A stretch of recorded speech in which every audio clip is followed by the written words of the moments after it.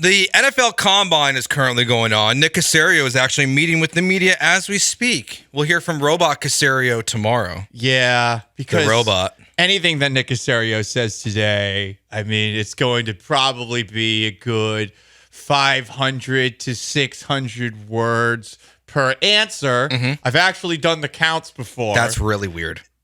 I mean, I don't listen to what he says because he doesn't say anything. But you just count you transcribe There's transcripts that are put up by Okay. the Texans. They email them to me, and then I'll highlight a paragraph, and I'll just do how many words was this. Okay, You that can just makes more highlight it. sense. Yeah, highlight it in Microsoft Word, and it I shows was you just how many really words are there. concerned that Paul Gallant is hanging at home, watching Doom with his cat, Marking it on his wall like a prisoner. Yeah, 1, 2, 3, and just going one by one. That I was a would little concerned be there. torturous because I would lose count and I would have to restart the count. Because that's my big problem. I have a really difficult time remembering where I'm at in counts. Straight when up, I'm it's one of the counting. worst. It's if you're ever counting to a high number and you have to start over. Oh, God. It's one of the worst things on the planet. then I get angry. Working out and counting to 12 is hard. Yes, 100%. So, yeah, Nick Caserio, he says many words. He says very little with those words. What's the ratio? 10% matter? I think it's close to 1%.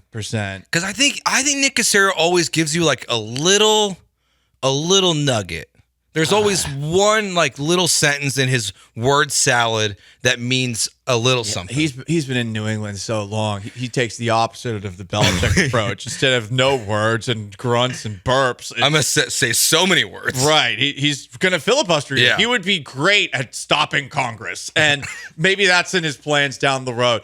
But we heard from DeMeco Ryans yesterday. I will say, DeMeco Ryans typically does not say that much, but I'm curious, Joe, if you felt that maybe yesterday, some of the things he said, which we'll get to in a moment, Yeah. he actually perhaps showed his hand a bit as far as what the Texans plan to do in the next couple of weeks. I think he showed his hand a little bit more than most coaches would. It's not what we referenced yesterday with the Falcons where Raheem Morris he straight up said that he was the head coach of the Falcons because they had bad quarterback play.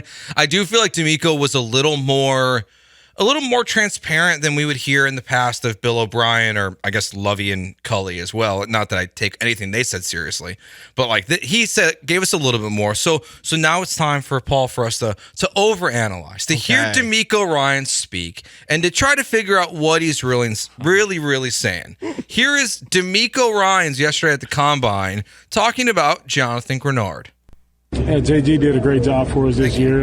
He's very productive this year, played physical, did the things we asked him to do. And we'll see where free agency plays out. But love JG and love what he did for us this year. First of all, there's some good drops there. We need to send to Michael Carroll for the show intro because my initials are JG, so we can use some of that there. But what did you learn there, Paul? Anything?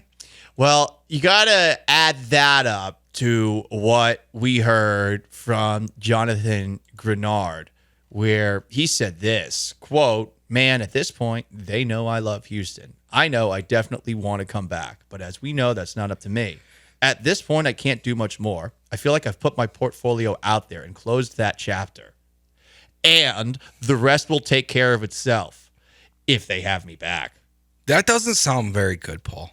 That does not sound like someone that is going to be a Houston Texan ever again. It doesn't. And what you saw from DeMeco there, JG did a good job for us. If you really want to overanalyze, I think that's funny because I do think that sometimes the past versus present tense, coaches will accidentally let it slip a little bit. That when they do say things like did or he does great things, it does matter a little bit because I think they know the truth of what's going to happen this offseason already. And then add in what we saw from Aaron Wilson, where it just looks like these two are going to find themselves in a spot where Grenard's on the market and the market wins because somebody's going to overbid for him. This is the thing about the NFL. No team is ever going to look back in history and remember that, oh, yeah, this team, Team X, Team Y, Team Z, spent $1 bazillion on a pass rusher who had one great season only to find out 2 years later that that was a move they shouldn't have made. It happens every single 100%. year. It's funny how no one looks at the history of the NFL and remembers that this literally happened last year with specific players. So somebody's going to do that. And that's not me saying that I don't believe Jonathan Greenard can be a good player anywhere else.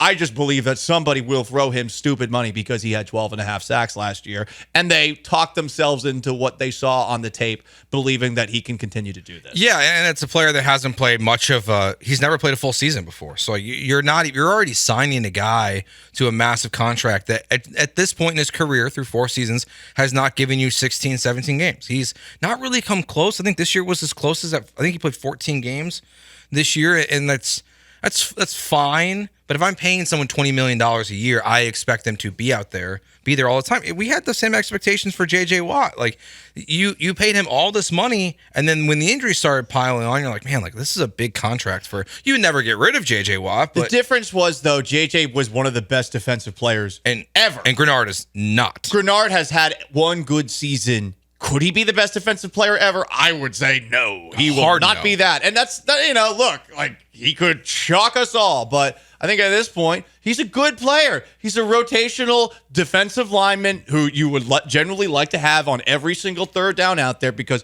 he's pretty good at actually getting to the passer and helping the other pass rushers around him. But yeah, this is not a guy that we're going to be outfitting with a gold jacket in the future. No, it's also someone that I don't think is as challenging to replace as some Texans fans have made it seem on Twitter. Like you see the hardcore Granard defenders or and the guys who's like, you have to bring him back. Why? Like, I know he had 12 and a half sacks last year and you have to in theory replace that number, but you have Will Anderson. Nick Caserio has shown that he can evaluate talent at the pass rusher position. Like, yes, Jerry Hughes and Derek Barnett never had flashy numbers, but those guys have been solid contributors for this team this last year for Barnett and previously for Hughes. So I think Nick Caserio has kind of shown he can find a guy. The why is you like him.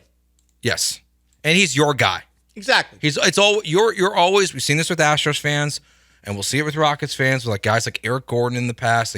There's always an extra attachment to your guy. And he's been through the bleep. Yeah. But, being a part of the bleep, and I'm not saying that's Grenard's fault. Grenard's had multiple good seasons here. 2021, he was good.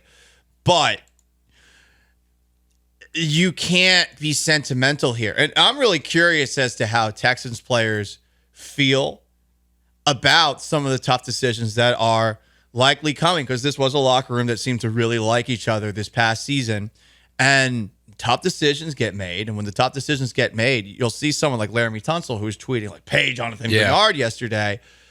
Well, guys like that, they're going to have to learn that when you're on a contending team, like there's going to be lots of guys leaving at the end of every single year. Turnover is rampant in the NFL, and especially for the contending teams, because when you've won or you're winning, someone's going to look at you and say, well, I will pay him because I want to bring the same thing that they're doing there over to here.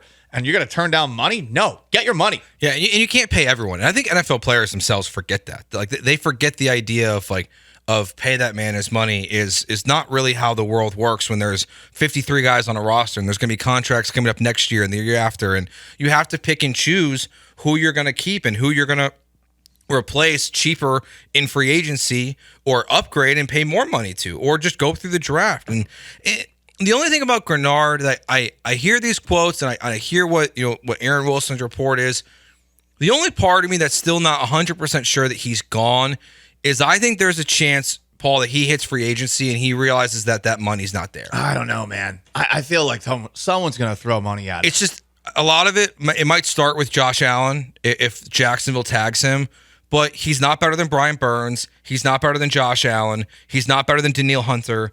Like he's better than Chase Young, yes, but Chase Young could still on potential get paid more. There's a lot of good free agents. I get what you're saying, but this isn't like the running back conversation we were having with that list of all those guys, where there will probably be some collusion to even drive the market down. Yeah. We're talking about a pass rusher, and if you've produced as a pass rusher, you're going to get paid by somebody, and it is in your best interest to get that bag when you have yourself a year like Jonathan Greenard did. 100%. So I would imagine that they will listen to calls from a lot of different people, because this This is generational money, you know? This isn't just for you. Like, if we're talking $30-40 million guarantees or whatever, which is possible for what he could get, man, you got to take it, even if you're going to end up playing for some loser franchise, of which we'll talk about later on in the show. Yeah, like, are you going to play for the Carolina Panthers and replace Brian Burns because they won't pay him for some reason?